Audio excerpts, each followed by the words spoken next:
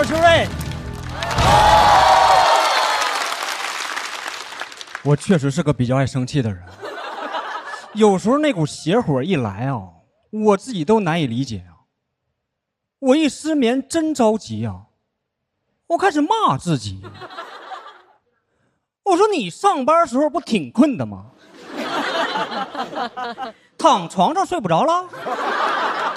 这时候给那些经常失眠的朋友发消息，他没回我，我更生气了。连你都睡着了，当时就有点理解舒适了，想给张怀民打电话。同事也知道我这个性格，去写节目的时候，为了能写出共鸣，就会把脾气差的嘉宾留给我。到我手里边的全是 rapper、乐评人、臭嘴大 V。我一进那个会议室，我都懵了。我说我是已经下地狱了吗？我本来开头这个段子就是给一个 rapper 写的，为啥最后没让他讲呢？我给他读完，他问我张怀民是哪个厂牌的。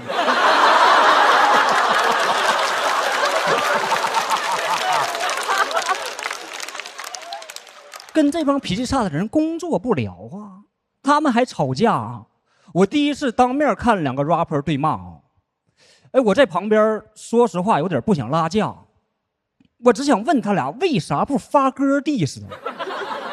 我不是想激发冲突啊，我反而觉得解决冲突最好的办法就是比一下子。我们脱口秀圈这帮脱口秀演员为啥好管理啊？我们有排名。没节目之前，我们光雅线下的时候也是互相瞧不上。我就总问啊，为啥老让呼兰压轴啊？比了几年之后，呼兰永远是我最好的哥哥。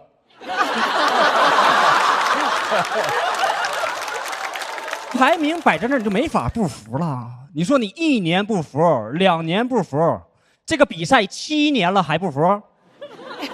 脱口秀比赛快让呼兰干成七擒孟获了。我们这帮货哈，比一次被擒一次，比一次被擒一次，擒完了他还放你，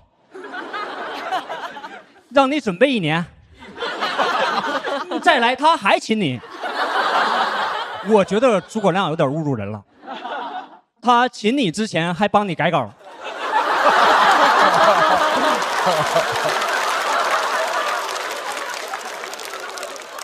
他比赛经验足哈，帮我们改稿的时候还鼓励我们哈，说没事儿，放轻松，我还没有稿呢。我一看他电脑确实是空的，就跟他去喝酒了。他回家熬一宿，第2天上台巨炸。我当时就觉得中计了，空稿计。哎，我这次来比赛有点理解孟获第7次出征时候的心态了。输赢很重要吗？真的，人一旦放下输赢之后啊，你视野都开阔了。你们也知道，这2年对面也有个节目，好多人都觉得你们是不是得争个你死我活啊，打出个死活啥的，那是老板们要考虑的事儿。我作为演员，只觉得又多了一个跳槽的机会。之前上节目还要海选呢，今年全取消了。反正你不让我上，我就上那边。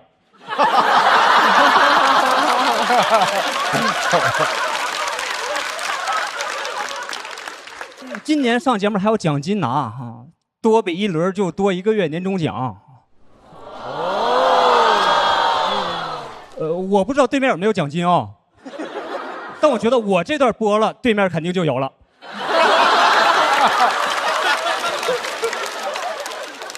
咱就得让老板们打起来才有好日子嘛。咱过得最好那几年，不就是互联网大厂互掐的时候吗？什么共享单车、网约车 battle， 谁在乎过他们的输赢啊？两边 APP 我都下。我都嫌他们打的时间太短了，打到我死多好啊！我我现在特别希望他们能在医疗领域打起来。在我生命垂危的时候，这边大喊600块钱换肾不是梦，那边2000块钱致癌免预约，给第三家整急眼了，大手一挥，我这边看30秒广告能复活。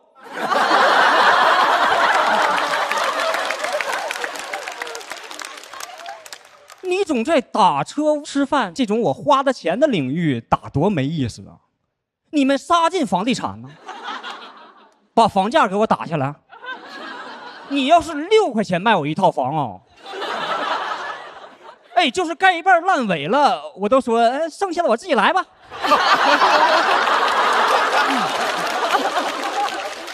你房子卖这个价，生意失败了还用出国躲着吗？你去谁家谁不给你一碗饭呢？你不像那个拼少少那个老板，他要来我家要饭哈，我就让他再邀请500个好友。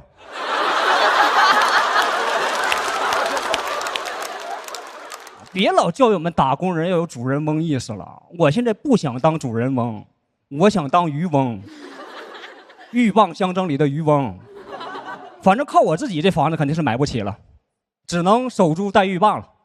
谢谢你们，谢谢你们。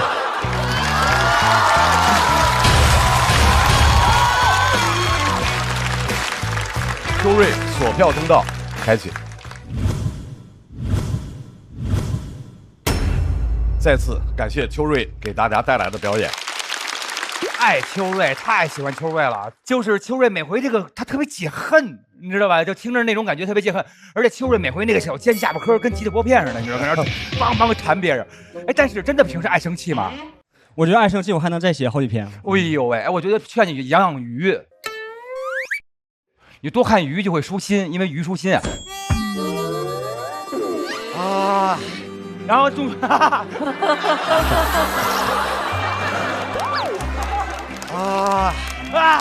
I'm sorry， 但是重点忍过这些，好，又成长了，对不对？好了，是的，成长了。但是我就觉得特别希望秋瑞一直让我们过瘾下去，好吧？期待你后边的稿了啊！了不起，了不起，了不起！好嘞。我特别喜欢秋瑞，就是他就是对全世界好像都不顺眼，看不顺眼。对，看哪儿都不服。对，然后呢？但是我觉得，反正在他之前，我没有对谁的生气这么的着迷。他就是甚至激发了我人性当中的某一种暗黑的。别介，丢脸。就类似吧，所以我每次都对他是充满期待的。他讲的内容我都特别喜欢。而且秋瑞的那个生气，其实表面上看好像是他在自己生气，其实他生气的所有点，都多多少少有社会大众的痛点。是的，社会的当下性，这点才是秋瑞真厉害的地方。我觉得今天秋瑞讲的非常好。他解决了我之前有一个我自己心里的一个困惑，就是在什么样的场合，这个内部梗能够到多内部，我们是能够接受的。我觉得刚刚秋瑞那我就完全能够接受，他其实围绕着就是呼兰。七情孟获，他一直是围绕这一点，但是我能够接受，就是因为他把这个梗作为一个工具，他通过这个工具让我们所有的人会觉得，哦，我们是一块儿的，就这每一个笑点我们都能够被涵盖在其中，就你没有把我排斥在外。有时候我们之所以会抗拒一个内部梗，是因为就会觉得，哦，你们几个人笑，我是外人，那种被隔离在外的感觉让人很不爽，你就会抗拒。但他刚刚做的那个特别好，所以我就觉得很爽的拍了灯。是好。今天我觉得他维持了一贯的鲜明的个人风格和高水准，唯一一个我感觉奇怪的，可能是我高度主观的想法，就我感觉他像是一个完整的东西走到了8、9成的时候，我在这儿就等着拍灯了，然后突然就没了。就是我其实想留在那儿可能会好玩一点，往后写就是会好笑，就不好玩了。你想更意味深长一些？对，就想搞完喜剧搞多了，你就总想说点那些金句了，你总想。但我完全不担心。对。你因为肯定能进去，对，完全不担心，一直走下去啊！好了，好，那么我们看一下票团的灯，30票，请看最后的票数是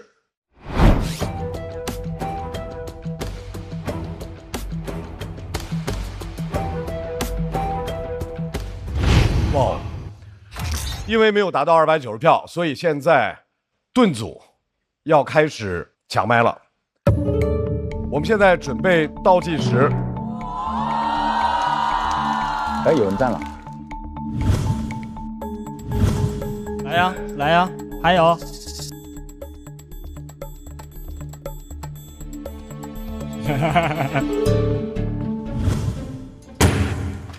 没有就来了。哎，他感觉有一种等了他好久的感觉，就是。对于秋瑞来说，秋瑞觉得哇，真的好喜欢是你啊，对吧？就是因为这位朋友他有的时候怪怪的，有的时候还是怪怪的，但是总能在出其不意的地方让我们觉得好笑。掌声欢迎高寒。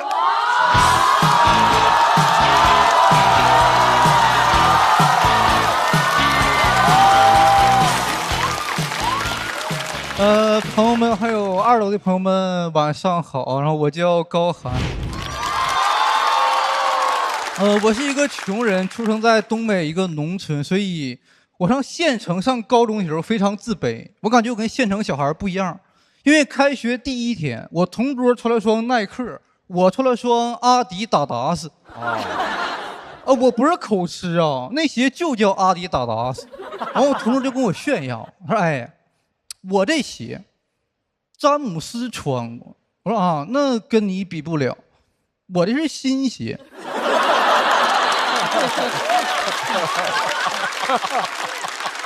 我谁也没穿过。我说别人穿过你就别穿了，多埋汰呀。但他非常不屑，他说：“阿迪达达斯啊，你这甚至都不是莆田鞋，是假莆田鞋，是假的假鞋。”我说：“假的假鞋，那不就是真鞋吗？”哎，能穿就是真鞋呀。在我概念里，啥叫假鞋？就一双鞋买回家我一穿，我说：“哎，不是鞋，是巧克力呀。”啊，这是假鞋。但是经常穿假鞋的朋友应该知道，如果青春期穿假鞋，那你人生完了。我同桌上课不听课，就盯着我的脚看，我真分不清。我说他到底是爱攀比还是恋足癖呀？我不理解他为啥对一双鞋这么在乎。他说：“高寒，我受不了假鞋，因为球鞋是我的信仰。”我说：“你这信的是啥教？邪教？”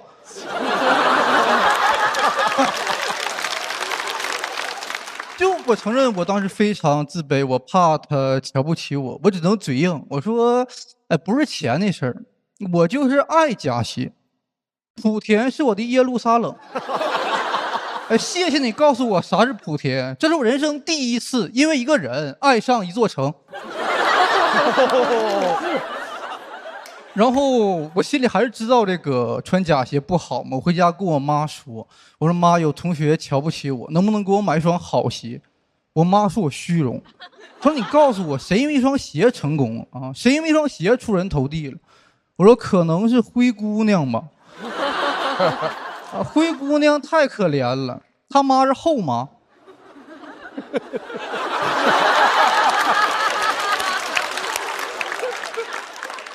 但是我妈说啥？我妈说儿子，咱不跟他攀比，要比咱就跟他比学习。我说你不是说不攀比吗？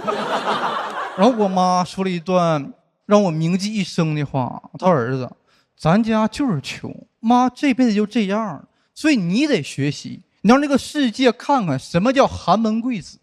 我说对呀，我有啥可自卑的？我可是寒门贵子，他不过是个婆罗门小兔崽子。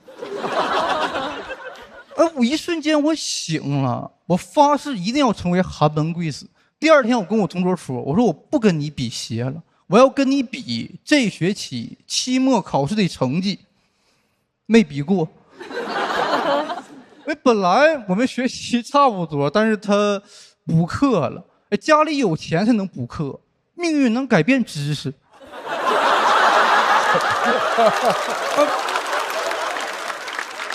我也想补课，但是那个课100块钱一节，要补课的话我就没钱买假鞋了，一节课上完就得光脚了，我无颜面对莆田父老了。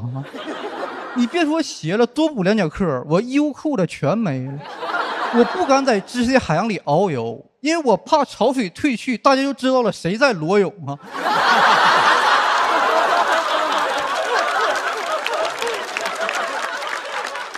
我真觉得太荒唐了，一节课45分钟，100块钱，可以说是一寸光阴一寸金，一节课1寸金，他氪金。哎，这氪金玩家是不是专杀寒门贵子啊？哦，我是寒门贵子，他是寒门刽子手。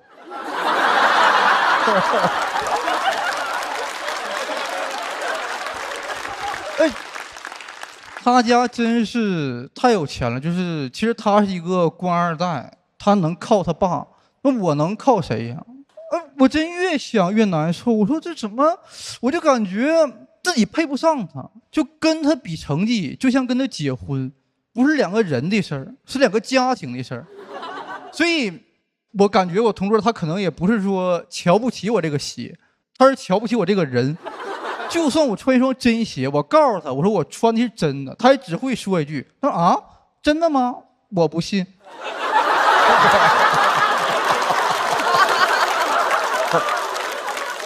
这个段子我线下也会讲。有个特别善良的观众，他私信我，他说高寒，你太可怜了，我心疼你。不要心疼我，我站在这儿马上就要成为一个明星了，你心疼我干什么啊？而且这个事儿我已经完全释怀了，它不过是发生在那个小县城的一件小事儿。现在我已经出来了，然后他爸也进去了。讲到这个，谢谢你。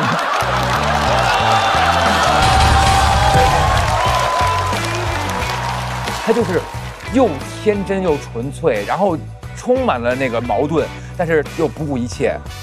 我太喜欢他了。高寒的锁票通道开启，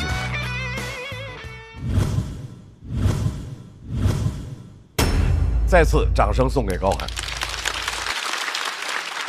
高寒第1轮刚讲过那个养鸡场是怎么倒了的故事，对。然后到了第2轮开始讲这个假鞋的事儿，为什么第2轮选择这个题目？看心情，想讲啥都行。我觉得在这场2个人比赛当中，我觉得高寒其实他表现是更好的，但其实有一点他最后处理的非常好。就我听到2/3的时候，我其实开始是有点难受的，但他最后那个梗就把我这个难受给破了。我觉得这是脱口秀他特别好的一点。我就指望这梗呢。所以我就觉得，真的是嘴欠哈，什么都来一句。哎，为什么就是毅然决然站起来要 PK？怎么这么困了？是为情所困啊，还是什么呀？是怎么就困了？就是在那儿待着，说：“哎呦，秋瑞让我听困了，是这意思吗？”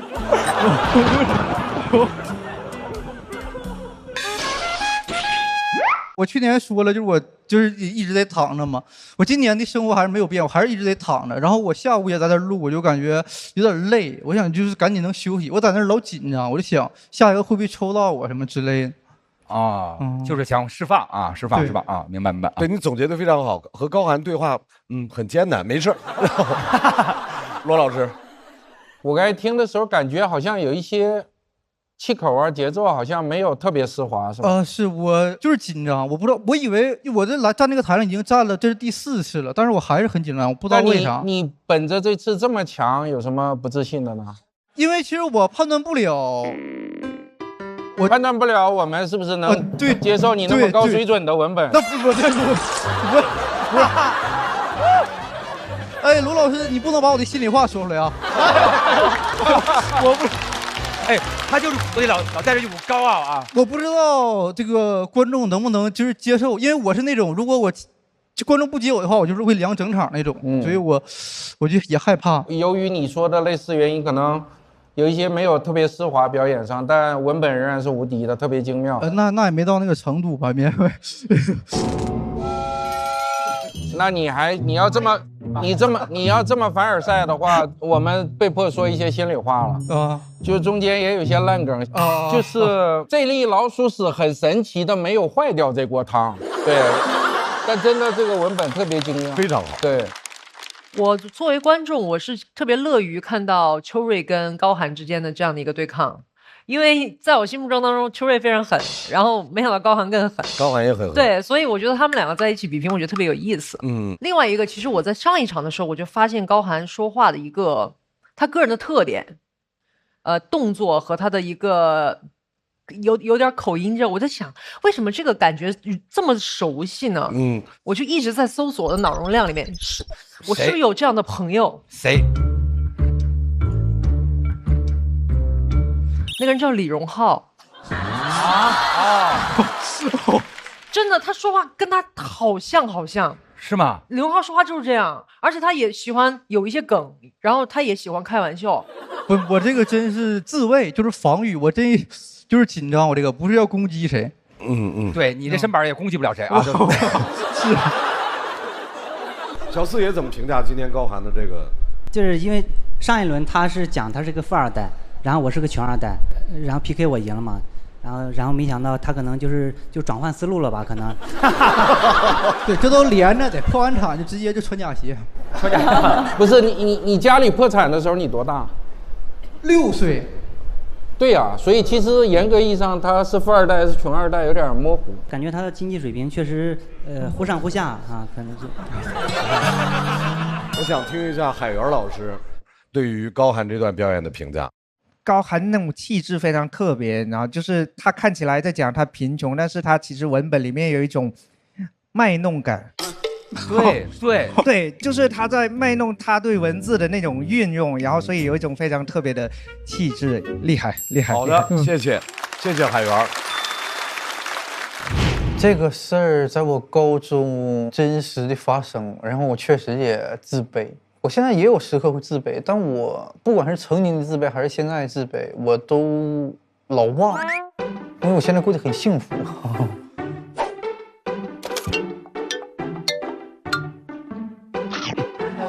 有计时品，我可以试电去试一下。所以他应该，所以我同学他应该不是。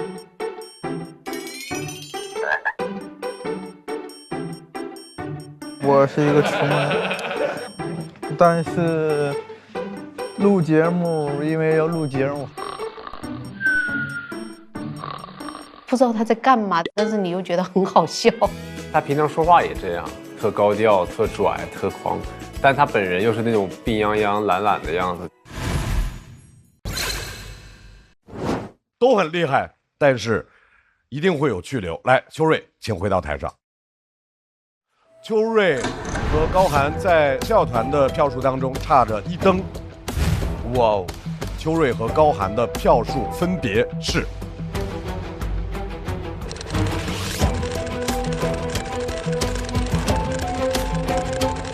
哇，这个好难猜啊！是，但才多10票。对，这说不准。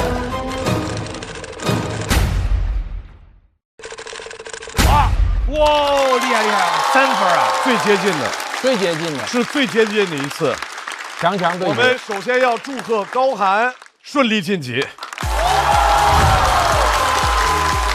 秋瑞需要在等候区继续等待。